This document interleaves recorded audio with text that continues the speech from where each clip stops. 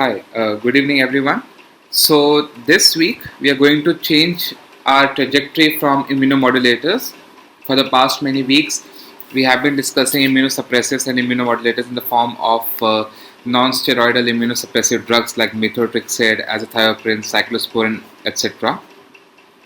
And then we switched gears and we started discussing biologicals in psoriasis, all the TNF alpha inhibitors, interleukin 17, interleukin 23 inhibitors. So I thought that we should change our trajectory once more after the discussion on biologics were over, and now we can start a discussion about different class of drugs. This week onwards, we're going to discuss a newer drug and starting the new series on anti-leprosy drugs. The first lecture in that series would be on Dapsone. So this week, this video lecture would be on discussing Dapsone in dermatology. So with that, we'll begin this video. What exactly is Dapsone? It's 4,4-diamino diphenylsulfone. It is shortened as DDS. So diamino diphenylsulfone. Okay. So what happened in 1908? They were searching for a newer dye. So the dye industry was searching for a newer dye, and that's how Dapsone was created. Okay, at that point of time, people had no idea about its antibiotic or antibacterial properties, and they were just using it as a dye. About 20 years later, Prontosil, which is a derivative of that DDS, it's also used as an antibiotic, won the Nobel Prize in 1932. So you could say roughly about 24 years afterwards, when Dapsone was created, a Prontosil, which is a sulfone antibiotic, won the Nobel Prize for its action against, if I remember correctly, action against malaria and P. carinii infection, if I remember correctly. Okay, and predominantly this sulfone antibiotic was used in HIV positive patients for treating associated infections. And that is how interest started in finding sulfone antibiotics, and since they had DDS was then used as an antibiotic, and that's how we got our Dapsone. Initially, Dapsone was used to treat tuberculosis, and subsequently it migrated to be used in leprosy, and now we know it's one of the drugs which are given in leprosy, in all kinds of leprosy, and it's the only drug which has been used for decades and decades now. And all anti-leprosy regimen, if you're not sensitive to Dapsone or if you're not resistant to Dapsone, Dapsone is included in all regimens of leprosy. So it has become such an important drug in treating this disease. Okay. So like all our drugs which have migrated from other uses into dermatology, Dapsone is also one of them. Started as a dye, and now it is one of the most important anti-leprosy drugs. The way it acts is the inhibition of folic acid pathway. So that is the most important pathway or the mechanism of action of Dapsone. And remember, when we were discussing methotrexate, during the mechanism of action of methotrexate, we did discuss a bit about Dapsone, because Dapsone comes in between that pathway, but we'll revise it again in this video too. Dapsone is a lipid-soluble, water-insoluble compound, and it has a very good absorption from gut. That's why it's given orally. Okay, orally every day to leprosy patients, because the absorption through the gut is very good. Bioavailability is 70 to 80%, which is actually quite good regarding an oral drug. Okay, protein binding is 70 to 90%. Half-life is about 24 to 36 hours. So a way to remember that is because you give daily Dapsone, once a day dose is there, 100 milligram a day in leprosy. So it's a daily dose regimen. So half-life is just about a day and more, 24 to 36 hours. Now peak levels occur 2 to 8 hours after ingestion, and it crosses placenta and through breast milk. Okay, so remember that if your patient is a female who is nursing, lactating, then it has been found that Dapsone is excreted into the breast milk, and it has in isolated cases led to hemolysis of the newborn. Okay, so keep that in mind before prescribing Dapsone. You should not stop prescribing. You should prescribe, but let the mother know that these kind of side effects could be there. Okay. Now, since it is 70 to 90% protein bound, Dapsone stays in circulation for a long time. Okay, because it's bound by the protein. Also, there is a significant enterohepatic circulation. Okay, so a significant enterohepatic circulation, that means the drug goes into the gut, gets absorbed in the blood, goes into the liver, and then secreted through bile, comes again into the intestine, gets absorbed again. So this cycle keeps on getting repeated, and that is significant enterohepatic circulation. And because of that, Dapsone lives in the system for quite a long time. Okay, and it has been found that Dapsone could be seen in circulation even after 30 days of ingestion. And such a long, this is not a half-life, but such a long presence in the system is because of significant enterohepatic circulation and a very high protein binding levels.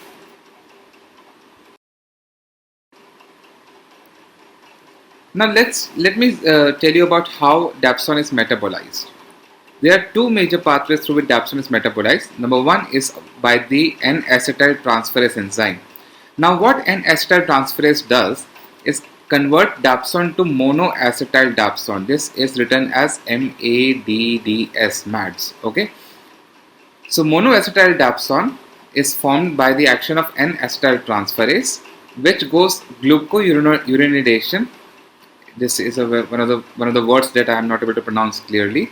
Glucuronidation. I'm just going to say gluco. Okay. So monoacetyl Dapsone undergoes gluco and becomes a gluconated compound, and it is excreted via the kidneys. Now this mechanism, this pathway is not that clinically relevant. Okay. The amount of Dapsone that is shunted into this pathway is not that much. And this pathway is also reversible. That means it can undergo backtracking also. So MADS can get converted back to Dapsone via N-acetyl transferase. So remember that this is reversible, not clinically relevant. The more relevant pathway is the second one. So what happens is you have Dapsone, and under the action of Dapsone and hydroxylase, which is present in the liver, it forms Dapsone hydroxylamine, which is written as NOH-DDS. Okay, so N-hydroxydapsone or hydroxylamine dapsone. Okay, now this NOH-DDS is a very strong oxidant. It's a very strong oxidizing agent, and most of the adverse events that we read about Dapsone is majorly carried out by NOH metabolite. We will discuss that in detail when we will be discussing the adverse events of Dapsone. Okay, and this N-hydroxy, which is an oxidant, this is an oxidant. It is reduced by G6PD into reduced metabolites, and these reduced metabolites are then also excreted via the kidneys. Clear? Now, since NOH-DDS is a very strong oxidizing compound, this leads to a lot of oxidative damage, particularly in the RBCs. Okay, so particularly it damages the red blood cells, and these red blood cells, when they get damaged, it leads to hemolytic anemia, which is one of the dreaded complications of Dapsone. Okay, hemolytic anemia. And we all remember that before giving Dapsone to our patients, we get G6PD levels done. Okay, now G6PD levels, if they are deficient in your patient, then more NaOH will be available in the system. Now remember that G6PD reduces Dapsone NaOH to reduce metabolites. If G6PD is not available, then Dapsone NaOH will increase in concentration, and since Dapsone NaOH is a strong oxidizing agent, it will lead to more oxidizing damage of the RBCs and thus more hemolytic anemia. That is why we need to have good G6PD levels before giving Dapsone in our patients. Okay, so let's move forward. as I've said that for excretion, the DDS or Dapsone gets converted into MADDS or N-hydroxy DDS. Okay, two things. Okay, and both of them are conjugated into its gluconated compounds into in the liver. Okay, and these compounds, and I'm deliberately not pronouncing it again. These compounds are very water soluble and they are rapidly excreted via the kidneys. So kidneys needs to be functioning better because you want to remove dapsone from the system. Okay, so these compounds, when they go into liver, they undergo modification and form compounds which are water soluble, and they are rapidly excreted via the kidneys. There is significant enterohepatic recirculation. So if liver is not working properly or there is liver disease, you need not change the dose, because significantly it's going to come back and again through the liver. So you need not change any or decrease any or increase any dose. Okay, so apart from that, excretion through kidneys is the important pathway for excretion of metabolites. Now this is the folate biosynthesis pathway. Okay, it starts from PABA. PABA is para-aminobenzoic acid, and then PABA is converted into dihydropteroate. Dihydropteroate. I should not be recording this lectures at like 2 a.m. Okay. Dihydropteroate. Okay, and this under the action of dihydrofolate synthetase will form eventually tetrahydrofolate, and this tetrahydrofolate is necessary for DNA synthesis. That's how the normal folate biosynthesis pathway undergoes. Now what Dapsone does is, it inhibits that dihydropterate synthase, and because of that this step is not going to happen. Okay, and thus your one carbon compounds are not formed, and you require one carbon compounds for DNA biosynthesis, and since these are not formed, the metabolic pathway of creating newer cells is not present, and the cells eventually die. So that's how Dapsone, acting as an anti-metabolite, works. Clear? Now we mentioned that inhibition of the folate pathway is the major pathway of action of Dapsone. There are multiple other actions also, and fortunately for us, not much is known about them, so we need not go into depths about it. One of the major pathways or additional pathways of Dapsone action is their action on neutrophils. Okay, remember that Dapsone is used in a lot of neutrophilic disorders. It is drug of choice for Dermatitis herpetiformis, and which is a neutrophil mediated disease. Okay, so remember that the next cell in which the Dapsone plays a very crucial role are the neutrophils. So let's start with the action of Dapsone on neutrophils. Starting from number 1, the neutrophil respiratory burst. Now normally what happens is that when neutrophils are recruited to the site of infection, utilizing a lot of enzymatic pathway which they have inside them, they form reactive oxygen species. Now this reactive oxygen species are going to go out and then damage the bacterial cell walls. So that's how neutrophils have a lot of different mechanisms of action for killing bacteria. Okay, and this respiratory outburst is one of them, and it's one of the major mechanisms through which neutrophils kill bacteria. Now what Dapsone does is, it inhibits the myeloperoxidase peroxide halide mediated cytotoxic system. So it's a halide mediated and it has peroxide in it. So it creates a lot of reactive oxygen species with nascent oxygen, and this damages the bacteria or the microorganisms which are infecting the body. Now this is inhibited by Dapsone. So this pathway, this formation of ROS, reactive oxygen species, is inhibited by Dapsone, and thus there is a kind of negative feedback or negative impact on neutrophils.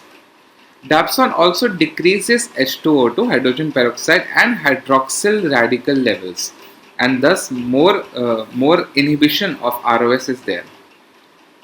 But it doesn't explain how it decreases neutrophil chemotaxis. Now what is neutrophil chemotaxis? So when you have neutrophils, just a second, yeah. So when you have neutrophils in the body, so we can say that this is, let's say, neutrophil. So neutrophils are going to come from the blood vessel to the site of injury, that is known as roughly chemotaxis. Okay, and then they are going to secrete a lot of reactive oxygen species, which is known as respiratory burst.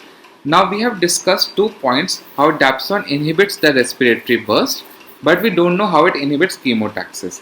So let's discuss a little bit in detail about the inhibition of chemotaxis of neutrophils via dapsone. Now, chemotaxis to chemo-attracted N-formyl methonyl leucyl phenylalanine was inhibited in human neutrophils. Now, what dapsone does it inhibits this compound. And what is the normal function of this compound? This compound, N-formyl methonyl leucyl phenylalanine, is responsible for calling the neutrophils from the blood vessels to the site of injury. And this compound is inhibited by dapsone, so neutrophils don't come. Okay, so that's one way of decreasing chemotaxis. Another way is inhibiting the migration and binding of neutrophils to IgA deposits in the skin. And this has been shown in vitro studies, not in vivo. Okay, so in vitro it has been shown that neutrophils come to the site of the injury and bind by utilizing the IgA deposits. And this mechanism of action is seen in linear IgA disease. So when the neutrophils come to the site of action, by attaching itself to the IgA deposits, this process is inhibited by dapsone. Okay, so thus in IgA mediated disorders like the linear IgA disease or CBDC, this migration of neutrophils doesn't happen because of dapsone, and that is why dapsone is used in those drugs. Inhibition of integrin mediated neutrophil adherence. Now remember that you have blood vessel walls which have endothelial cells with little gaps in between. Now what essentially happens is that a neutrophil is going to attach itself to the wall. So this attachment is mediated by a lot of different kind of chemical compounds known as integrins. These adhesion molecules, which is responsible for the attachment of neutrophils to blood vessel wall. After attaching, these neutrophils are going to squeeze through the blood vessel wall. Okay, and that is how neutrophils reach out of the blood vessels to the site of injury. And this integrin mediated, this is integrin. Okay, this area is integrin. So integrin mediated attachment of neutrophil is inhibited by dapsone. So clear that that's one more action of how neutrophil migration is inhibited by dapsone. Let's go further. It inhibits CD11B and CD18 mediated binding of neutrophils in vitro. These are another set of adhesion molecules. It is also shown to inhibit synthesis of chemotactic lipids. So some lipids which are secreted at the site of injury or site of infection, which may help in calling out the neutrophils to that site, are also inhibited by dapsone. Okay, so here I have mentioned around 4 to 5 ways 4 to 5 ways as to how dapsone inhibits neutrophil migration. Okay, so we know its action on metabolism, which is through the inhibition of folate biosynthesis pathway, and now we know the action on neutrophils. Okay, so these are one of the major factors how it decreases the immune mediated damage in different kind of disorders. Additional cell populations which are affected by dapsone are eosinophils and monocytes. It has been shown to inhibit myeloperoxidase enzyme in the eosinophils and monocyte. And because of that, there are certain disorders like granuloma annuli, which are more monocytic mediated disorder, eosinophilic cellulitis, and eosinophilic annular erythema, which are mediated through eosinophils. In all of these disorders, dapsone has been tried with good clinical benefit. So now we have discussed the anti-metabolite effects of dapsone, we have discussed its action on neutrophils, and we have discussed its action on eosinophils and monocytes. Okay, so because of all of these action on different cell population, dapsone becomes a very good drug to decrease the immune mediated disorders, and also especially in those disorders where there is a rapid migration of immune cells at the site. So all your disorders like dermatitis herpetiformis, in which neutrophils migrate to the tip of the dermal papilla, or linear IgA disease, or Sweet syndrome, other neutrophilic dermatosis like Behçet's, okay, pyoderma gangrenosum, all of these disorders are very responsive to Dapsone therapy.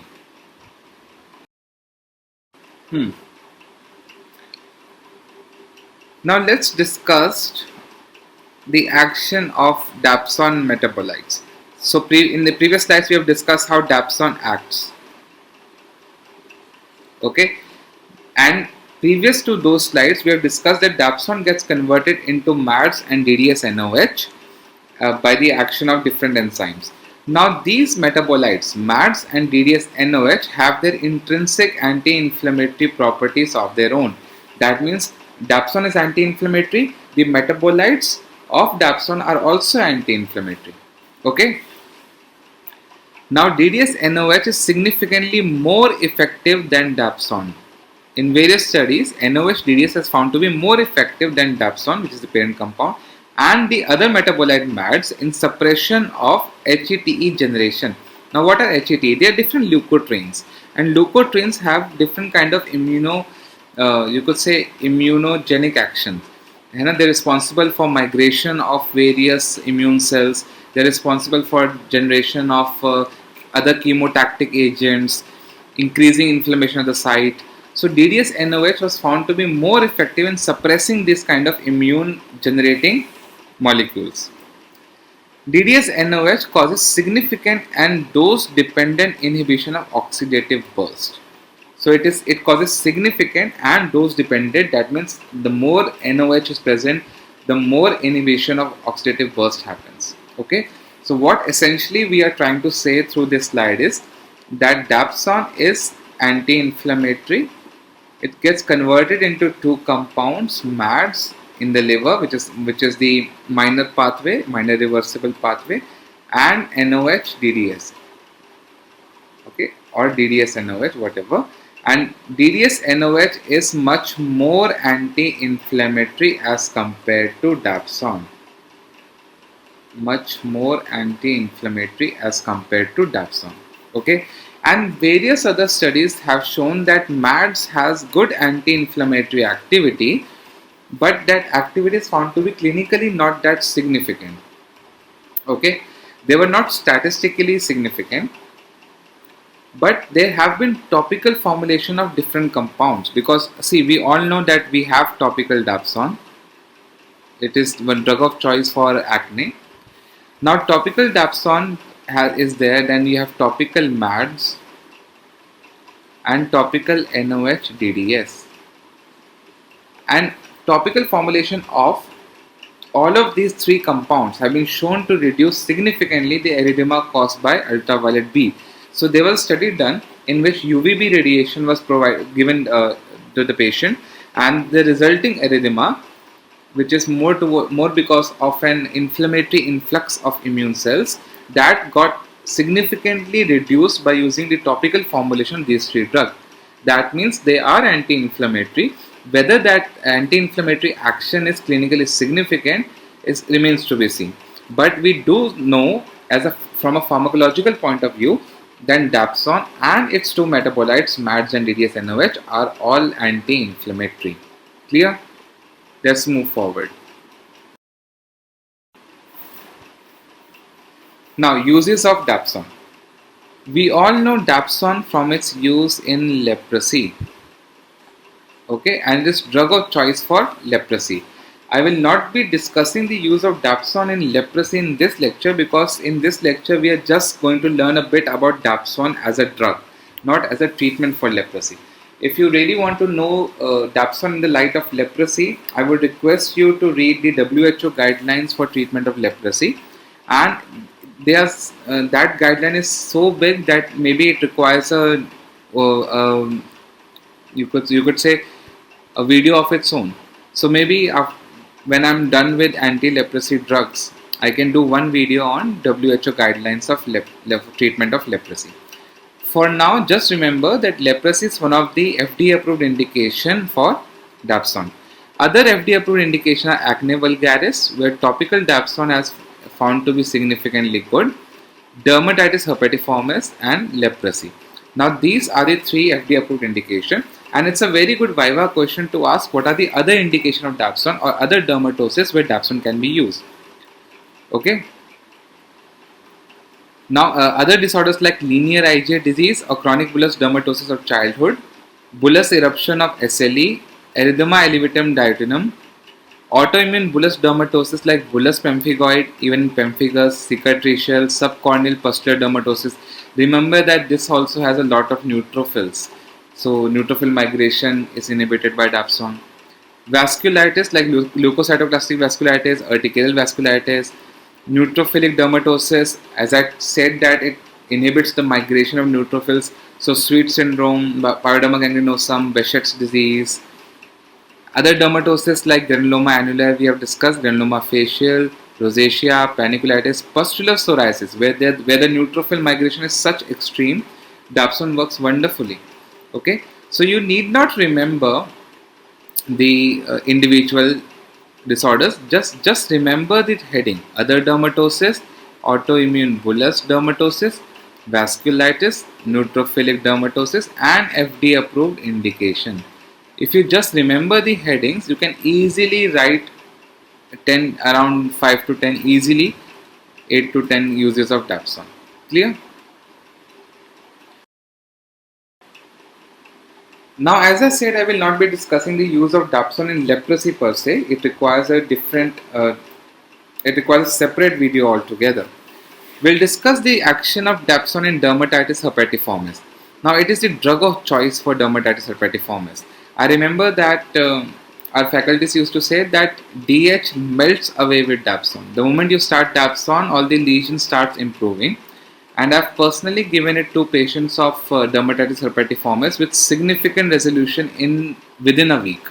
Okay, it starts acting within 1 or 2 days. I think I've mentioned here responses within 24 to 36 hours, and within a week you see significant reduction of all the itchy lesions. And dermatitis herpetiformis, you will know that it is a very itchy condition, and that itching is significantly reduced. That morbidity associated with itching papules or excoriated papules are significantly quieted down by the use of Dapsone. Okay, the dose regimen is roughly about 100 to 200 milligram Dapsone depending on body weight. It has to be decided by the treating physician and dermatologist. Okay.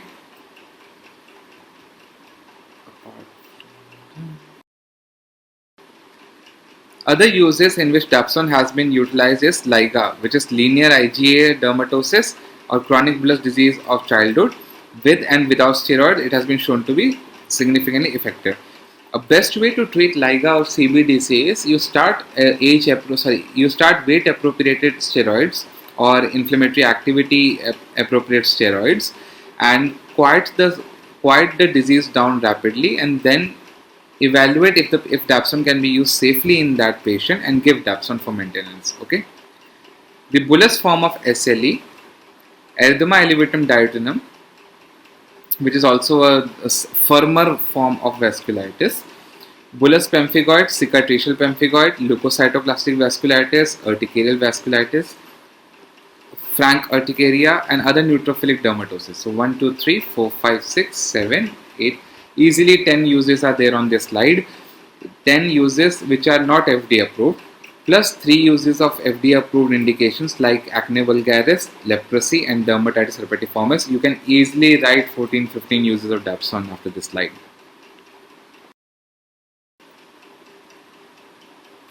Okay, so let's discuss one of the most important and dreaded complication or adverse event of hemolytic anemia, which is associated with Dapsone. And I believe that this is one of those side effects which prevents us from using Dapsone in our patients. So we need to understand how does hemolytic anemia act and how we can screen and prevent patient from suffering from severe effects of hemolytic anemia. Now remember that hemolytic anemia occurs in all patients. It occurs in all patients. Every patient, 100% of them will have hemolytic anemia. But whether that hemolytic anemia is clinically significant or causes significant distress to the patient is highly variable. So the hemolytic anemia will happen in all patients, but the clinical significance will be highly variable.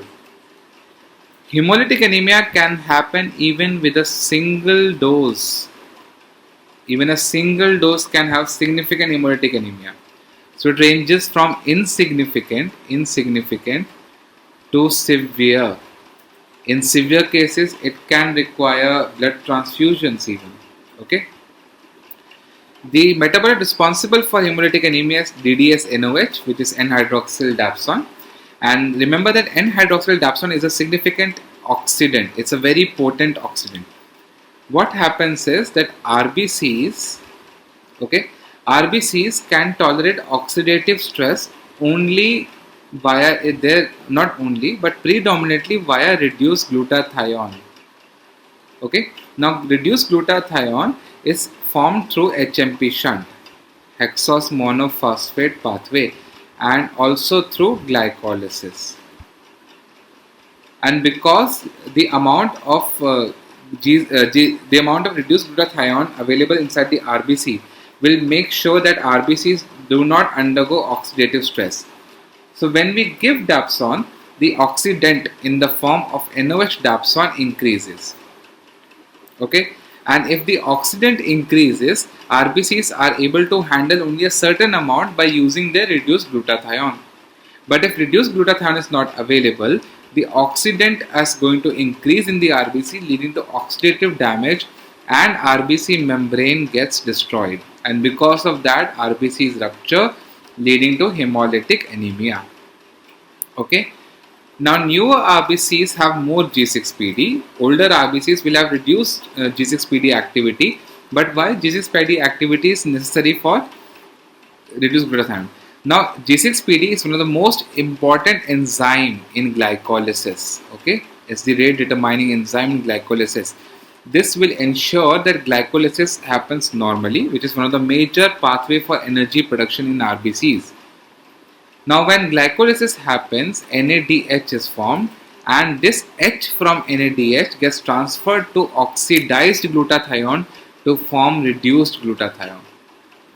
So more G6PD, more glycolysis, more NADH, more reduced glutathione, and more reduced glutathione means the RBC will be able to handle this stress, importantly, and handle this stress possibly. And if the reversal occurs, if there's reduced levels of NADH, there will be less reduced glutathione, more oxidative damage to the RBC membrane, and leading to more hemolysis. We need to have an eye on reticulocyte count, because reticulocyte count will tell you, number one, the level of hemolysis, and when you start treatment for hemolysis, it will also tell you how the patient is responding to hemolysis, whether the therapy is okay. So with that, if that is clear, we'll go to the next slide and we'll discuss a little bit in detail how do we prepare for hemolysis, why does hemolysis happen, and what should be done in cases of hemolysis. Okay, so let's move forward. So this is a better looking RBC, and we'll just discuss what happens. So RBC has essentially, let me just change the pen color so that it's visible. RBCs have essentially three mechanisms. The most important is the reduced glutathione mechanism. Then you have NADH, and then you have NADPH. Okay. Now reduced glutathione, what happens is that if you have an oxidating species, okay, if you have an oxidating species, this glutathione will get oxidized, and after oxidizing it becomes oxidized glutathione, and this oxygen will get reduced and neutralized. Okay, so whenever we do, first we have to see whether whether the RBC is capable of forming these antioxidative pathways. Okay, now RBCs are anucleated, they don't have nucleus, so they rely on majorly glycolysis as their mode of energy production. And glycolysis, that long 10-step pathway, has the rate determining step G6PD. So glucose 6 phosphate dehydrogenase, G6PD, is one of the RDS, rate determining step in glycolysis, and these levels should be optimum so that RBCs can form sugar for its survival. Okay, so basically ATPs and energy should be formed. Okay, while glycolysis is happening, it is responsible for conversion of oxidized NADH to reduce NADH. Okay, so what happens is glycolysis will form ATP and it will form NADH and it will form NADPH. If we just try to remember our first year biochemistry, and this NADH can then transfer its hydrogen compound to glutathione, and this will form reduced glutathione. Okay, so what happens is that oxidized glutathione is going to take more H from NADH and form reduced glutathione again, and the cycle will start again. Okay, so reduced glutathione will take care of reactive oxygen species and in turn will get converted into oxidized glutathione, and this oxidized glutathione is going to take hydrogen from NADH and convert back to reduced glutathione and then take care of another ROS, reactive oxygen species. So this enzyme has to be optimum in the RBC, and that is why before starting any therapy with Dapsone we get G6PD levels done. Okay. Now one more thing, when RBCs age, when they become older, this G6PD levels drop. Okay, with age the levels drop. So older RBCs will have less G6PD. Newer RBCs will have more G6PD naturally. Now whenever we screen our patients for G6PD levels, we need to see how much reticulocyte do they have. Reticulocyte count. Why? Because reticulocyte count means that immature RBCs are coming from bone marrow into the circulation. Okay, and if retic count is more than 1%, usually it's roughly about 1%, maximum 2%. If retic count is more than 1%, that means the amount of newer immature RBCs are more. That means the amount of G6PD is also more because newer RBCs have more G6PD. Okay, so if the level of newer RBCs rise, the level of G6PD rise, and you will have a false G6PD level which can be normal. So let's say I am a patient who has older RBCs and G6PD is low in me, but if my reticulocyte count is high, I can have more G6PD transiently, and then it may show as normal G6PD and we give Dapsone. The older RBCs die because they are old, they cannot tolerate oxidative stress, and newer reticulocyte, the immature RBCs are not able to carry hemoglobin and I will still have hemolytic anemia. Okay, so keep in mind, if you are doing G6PD levels, also look at the retic count. If retic count is high, it can lead to increased G6PD levels, but the patient might still have hemolytic anemia. Number one. Number two, the G6PD action or G6PD levels or the action of glutathione or the levels of glutathione, they are very, very, very variable in an individual. Okay, so let's say if in a general population you have significant hemolytic anemia with Dapsone, not everyone is going to have that level of hemolytic anemia. Okay, so because of this variability in the action of these compounds, variability in the translation of genes which encode for these compounds is responsible for the varied or a very spectrum of hemolytic anemia that we see. So one patient with Dapsone can have hemolysis ranging from 8 hemoglobin to 6 hemoglobin, as severe as that, while most of the patients do not have any significant hemolytic anemia. Okay. Now remember that just remember that when you give Dapsone as a form of multi-drug therapy in Hansen's, we don't get G6PD levels done.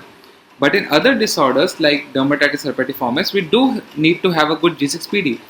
So G6PD levels should be done in all patients who are going to receive Dapsone, irrespective of indications.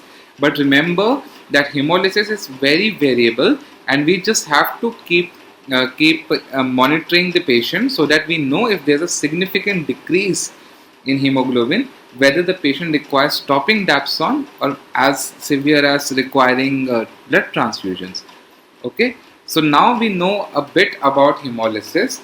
why does it occur, and how we can screen for it. And if your patient has hemolysis, the first step that you do is first find out if it is severe enough, then stop Dapsone, and then consider blood transfusions or any oxidizing agents like ascorbic acid, etc., to take care of damage to remaining RBCs. Gradually, the body is going to take care of it like it does in any hemolytic anemia. The next dreaded side effect is methemoglobinemia. Okay, let me just change the color back. So methemoglobinemia, why does it happen? Okay, now what do we mean by methemoglobinemia? So in the hemoglobin molecule, iron exists as Fe2 plus. Okay, now if there are oxidizing chemicals like NOHDDS or MADS, these NOHDDS are going to oxidize Fe2 plus to Fe3 plus. Okay, if I remember correctly, ferrous to ferric. Okay, so ferrous becomes ferric, and this ferric compound has very low tendency to carry oxygen. Okay, now in normal individuals we do have small amount of ferric, and that amount is roughly 1%. Okay, so 99% of hemoglobin is in ferrous state, 1% is in ferric state. So it doesn't matter if you have 1% ferric, because the rest 99% is going to carry oxygen and everything would be fine. Okay, so what happens is when you have oxidizing compounds like NOHDDS can shift this ferrous to ferric, and because of that the amount of ferric hemoglobin or methemoglobin will increase. Okay, and when it increases significantly, it will lead to cyanosis because it cannot carry that much oxygen. It will, and further increase will lead to further side effects. Okay, so all these side effects, for example, let me just remember correctly. If it increases by more than 1%, it causes methemoglobinemia. If it increases more than 10%, you can start seeing cyanosis, peripheral cyanosis. Okay, first step in managing cyanosis is to give O2, whether it's because of methemoglobinemia or any other cause. Okay, if you give O2 and cyanosis doesn't improve, doesn't respond to it, that means it is because of methemoglobinemia. So any amount of oxygen is not going to help the patient because the hemoglobin cannot carry oxygen. Okay, so if the patient is not responding to O2 supply, increase inhaled O2, and the patient is taking Dapsone, consider methemoglobinemia. Clear? If it is more than 20 to let's say 45%, systemic side effects like dizziness, fatigue, headache, increased heart rate, weaknesses, this will start to happen. And if methemoglobin levels are more than 45%, you have acidosis. You can have cardiac arrhythmias.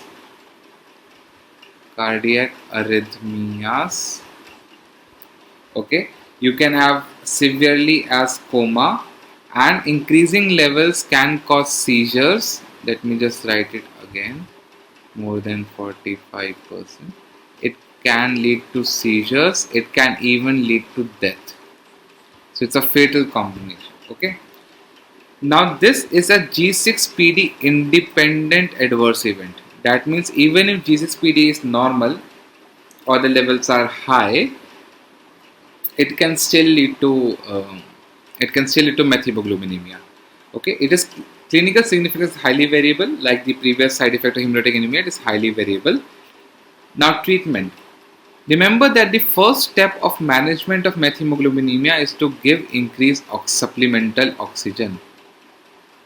Now you will ask why? Why are we giving oxygen when we know that hemoglobin is not able to carry oxygen? The reason is that a little amount of oxygen gets dissolved in plasma and gets transported to tissues. So more the oxygen supply, the more will be the solution inside the plasma, the more will be delivered to the cells. Number one. Okay. Number two, when methemoglobin will get converted to hemoglobin because of other drugs that we would be giving, this hemoglobin would require more oxygen to carry. Okay. So when it regains its ability to capture more O2, the O2 has to be available for it to capture and provide to the tissue as fast as possible. Now we know that methemoglobinemia is because of oxidizing agents. So we need to give antioxidants. So vitamin E, doses of 800 units a day, or cimetidine like 400 milligram 3 times a day can be given. Vitamin C, ascorbic acid is also given.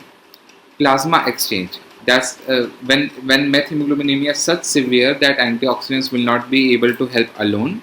We have to give plasma exchange. Now, drug of choice to manage methemoglobinemia is methylene blue. Okay. Now, how does methylene blue act? Methemoglobinemia, by the action of methemoglobin reductase, gets converted into hemoglobin, and this mechanism, this reaction is catalyzed by methylene blue, and it increases the conversion of methemoglobin to hemoglobin. The dose is roughly 1 to 2 milligram per kg of 1% solution. So 1% solution with 2 milligram per kg. This has to be given IV over 5 minutes. This is known as 1 bolus of methylene blue, and it starts acting within 1 to 1.5 hours. You can see the cyanosis reversing back, and if it doesn't reverse, you give 1 more bolus after 2 hours, and the dose should not exceed more than 7 mg per kg. Okay, if it doesn't respond to 7 mg per kg methylene blue, give plasma exchange. Clear? Let's move forward. Agranulocytosis is most serious idiosyncratic side effect. Idiosyncratic means it is dose independent. It can happen even in low doses, and it's most serious adverse event. It is because of decreased granulopoiesis because of Dapsone. The median duration is about 7 weeks after intake and develops within 12 weeks of therapy. Okay, so that is why during the first 12 weeks or first 3 months of therapy with Dapsone, we need to keep monitoring closely the patient who is taking Dapsone, so that we can find out decreased granulopoiesis as early as possible, and if required, stop Dapsone. Okay, it's high in mortality rate, for example 14 to 33% in various literatures, and that is why it is very serious adverse event. So we need to monitor the patient very rapidly, let's say every 2 weekly monitoring of complete blood counts, and for the first 12 weeks. If it has not occurred in the first 12 weeks, chances of it occurring is very low, and then you can decrease the frequency of this monitoring. Okay. When we stop Dapsone, that is the only treatment possible. You stop Dapsone, you can give other, CSF and GM-CSF also for treatment, but you need to stop the drug, and after stopping it takes about 1 to 2 weeks for the cell counts to recover. Symptoms of agranulocytosis include fever, pharyngitis, and in severe forms it can even lead to sepsis. Okay, so it's a dreaded complication. Peripheral neuropathy. It is the most common neural side effect, and it occurs because of axonal degeneration. The neuropathy is of distal motor type. It does cause a little bit of sensory involvement, but distal motor type is the neuropathy caused by Dapsone. Sensory involvement is mostly seen with thalidomide, but we'll discuss when we'll be discussing thalidomide. Okay. Any dose can cause neuropathy, any duration can cause neuropathy. Recovery takes from weeks to years. And other neural problems which are associated with Dapsone is retinal damage, optic atrophy, acute psychosis. There's a thing known as Dapsone high-headedness. So patients taking Dapsone will complain of wooziness or a lightheadedness feeling after taking Dapsone. So that has been reported. And since it's a motor neuropathy, patient will have wasting of hand muscles. Wasting of hand muscles. But the problem with wasting of hand muscles is that Dapsone is usually given in leprosy, and leprosy itself has wasting of hand muscles. So you might not be able to appreciate that wasting, but let's say if you appreciate wasting of hand muscles in a patient of Sweet syndrome who is receiving Dapsone, remember that it's causing neuropathy. Clear? Let's move forward. Now, GI side effects can range from mild to severe. They are self-limited, and to prevent that, you can take Dapsone with meals. Other GI side effects include primary hepatocellular hepatitis or cholestatic hepatitis, hypoalbuminemia, and even gallbladder perforation and pancreatitis has also been reported. So it can be as mild as simple nausea, vomiting, which is self-limited with further doses. You take Dapsone with meals and everything is fine. Or could be as severe as pancreatitis, hepatitis, gallbladder perforation. Okay, so keep that in mind regarding GI side effects of Dapsone. Let us come to one of the most important side effects of Dapsone, the Dapsone hypersensitivity syndrome. Okay, it's a type of drug hypersensitivity, and it is known by other names like Dapsone syndrome or sulfone syndrome. Okay, so it is known by Dapsone syndrome, sulfone syndrome. It's a subtype of DRESS, which is drug reaction with eosinophilia. Wait a second. Drug reaction with eosinophilia and systemic symptoms. Okay, and if it is caused by Dapsone, it is known as Dapsone hypersensitivity syndrome. It is characterized by fever, a generalized cutaneous eruption, and liver damage, hepatitis. In skin, you see a maculopapular eruption, and it can be as severe as to cause toxic epidermal necrolysis, erythema multiforme, and a morbilliform rash has also been reported. In liver damage, you can see both hepatocellular type and cholestatic features. In the last slide, previous slide, we did read about cholestatic side effects and hepatitis due to Dapsone. And additionally, peripheral eosinophilia, which we see in DRESS. Okay, so this is seen in Dapsone hypersensitivity syndrome. It has been genetically linked with HLA-B1301. So that is, I think, a good quiz question. It's very common Viva question. B1301 has been linked with increased susceptibility to Dapsone hypersensitivity syndrome. So much so that it has been recommended that in Southeast Asians, if anybody wants to take Dapsone, they need to get genetically tested for HLA-B1301. Okay. Other HLA that has been reported is DRB1. HLA-DRB1 has also been reported for Dapsone hypersensitivity syndrome. So here itself we are going to discuss about Richardson-Smith criteria. Now Richardson-Smith criteria is for Dapsone hypersensitivity syndrome, and what does this criteria include? Symptoms must appear within 8 weeks of starting Dapsone, and the symptoms should disappear after discontinuation. That means the moment you start Dapsone, within the next 8 weeks, these symptoms should appear and they should disappear after stopping Dapsone. Symptoms cannot be attributed to any other drug given simultaneously. So let's say patient only has hepatitis and patient is taking Dapsone along with rifampicin and clofazimine for leprosy. So even rifampicin can cause hepatitis. Okay. So if only hepatitis is present, you cannot say that the patient has Dapsone hypersensitivity syndrome. Syndromes not attributable to lepra reaction. No other disease is liable or likely to cause similar symptoms. So remember that Dapsone hypersensitivity syndrome is a collection of symptoms. It's a syndrome, okay? So it's a collection of symptoms, and all of these symptoms, number 1, must appear within 8 weeks and stop after discontinuation. Number 2, any other drug should not cause these symptoms. Number 3, lepra reaction should not cause these kind of symptoms. Number 4, no other disease should cause this kind of symptoms.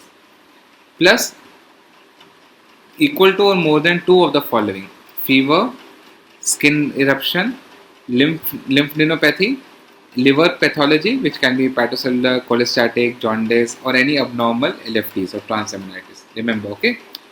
So 4 points regarding symptoms and 1 regarding signs. Clear? That's how you remember Richardson-Smith criteria: 4 plus 1, 4 symptoms, 1 sign. Appearing within 8 weeks, stopping after discontinuation, no other drug responsible, no other disease responsible, not lepra reaction not responsible. And signs include fever, skin eruption, lymphadenopathy, and liver damage. Okay.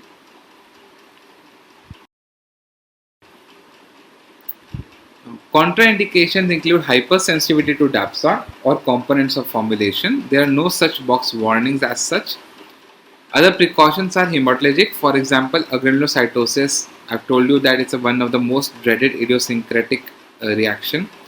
Pancytopenia, hemolytic anemia, methemoglobin. Everything has been discussed in details previously. Neurologic side effects have been discussed that causes predominantly distal motor neuropathy, hypersensitivity reaction like DHS we have discussed, a different kind of skin eruption has been discussed, sulfonamide cross reaction. Now sulfonamide cross reaction means that let's say if a person is allergic to sulfone antibiotics like cotrimoxazole or sulfamethoxazole and all that. When those patients were given Dapsone, they had increased adverse events. So it has been said that sulfone drugs can have cross reactivity among themselves. So that is also one of the warnings. And if there's isolated drug induced liver injury. For pregnancy, Dapsone is category C as per the older categories. As per the older categories, it is category C, and the newer rating says probably compatible. But remember that Dapsone crosses the placenta and also crosses breast milk. Okay, so if you're asking exam, the older category is category C, and the newer category is probably compatible. Now, how should you monitor Dapsone? CBC is weekly for a month, then bi-monthly for a total of 12 weeks. Why 12 weeks? Because maximum adverse events, maximum idiosyncratic agranulocytosis happens within 12 weeks. So we need to make sure that we find that adverse event quickly and we are able to treat it. After that, you can decrease the frequency to every 2 to 3 months. LFT and KFT has to be done monthly. LFT because Dapsone can cause liver damage, KFT because good kidneys are needed for excretion. And methemoglobin levels only if symptoms present. Okay. Now one thing that I can add here is that in methemoglobinemia, the venous blood which is dark red can turn, it looks brown, number one. Number two, another thing that has been described is cola colored urine. So with these two things, you can clinically see if the patient might be having methemoglobinemia. So at the baseline level, you monitor with complete history and physical with emphasis on the cardiac status, GI status, neurological issues, any kidney issues. Okay. You do CBSE with differential WBC count because you need to look at neutrophils, liver function test, RFTs, G6PD levels, and genetic testing for HLA-B 1301 for certain population. That population is Southeast Asians. Okay. In follow-up, you reassess any neurological issues. You see for any signs of methemoglobinemia or any other significant adverse events. Okay. So laboratory CBC and differential WBC count every week for 4 weeks, then every 2 weeks until week 12, then every 3 to 4 months. Okay, this we have discussed. Reticulocyte count. Now reticulocyte is needed to see. Okay, let me just explain it to you quickly. Whenever hemolysis happens, that means RBCs are dying. Okay. So to prevent any adverse event to the body, what the body is going to do is going to recruit more reticulocyte or immature RBC from the bone marrow, and that is why your retic count is going to increase. So if you take a look into retic count, increasing retic count is a sign of hemolysis, and it is also a sign of the body trying to act against hemolysis. So keeping an eye out on reticulocyte count can tell you somewhat status about how the body is handling hemolysis. LFTs can be done every 3 to 4 months, especially the transaminases levels, RFTs and methemoglobin levels if indicated. Okay, so with that we have discussed Dapsone in detail. If you go through this video lecture, I am sure that you can write pages and pages about Dapsone. I have deliberately not discussed use of Dapsone in leprosy. We will discuss that in detail. I wanted to make sure that we must know somewhat plainly a lot of things about Dapsone so that we are more comfortable in using Dapsone in our patients. Dapsone is one of the cheapest drugs available. It comes in a bottle of 500 to 1000 tablets, and which can be easily bought. The main issue with Dapsone is that it is not easily available. Not every person will have it, and only larger and older pharmaceutical companies, larger and older, you could say, chemist shops are going to have it. So the availability remains an issue. Most of the Dapsone that we use and see is through the MDT blister packs that WHO provides us with for the treatment of leprosy. So most of the people don't get Dapsone such easily like any other drug. But if you know how and when to use Dapsone and what are the associated side effects, trust me, it's one of the fastest acting drugs. I have seen lesions disappear in cases of CBDC in a child as young as 8 years, and I've seen lesions disappear of Sweet syndrome in 1 or 2 weeks. And in Dermatitis herpetiformis, it literally, as people say, it melts away. So we need not be afraid of Dapsone as long as we know what to look before starting Dapsone and what to look after starting Dapsone. Okay, so as far as we know, nearly all the adverse events and the serious adverse events and such events which can be easily treated when we come to know about it. So I think Dapsone is becoming one of the most fastest acting drugs, and it kind of helps you when you don't have other immunosuppressives access to it. For example, I have seen it being used in SCPDs. I've seen it in use in bullous pemphigoid, and it has remained significantly. Okay, so in the meantime, you please watch other videos on the channel. There are a lot of videos on different drugs. I'll try to publish one video lecture every week so that we can cover as much drugs as we can. If there are any comments regarding any doubts or suggestions or any queries, you're free to email me at my email ID, or you can just mention in the comment below the video. I do reply to all comments. So again, practice sun protection and adios. Bye bye. I'll see you next week with another drug, a magical drug known as rifampicin.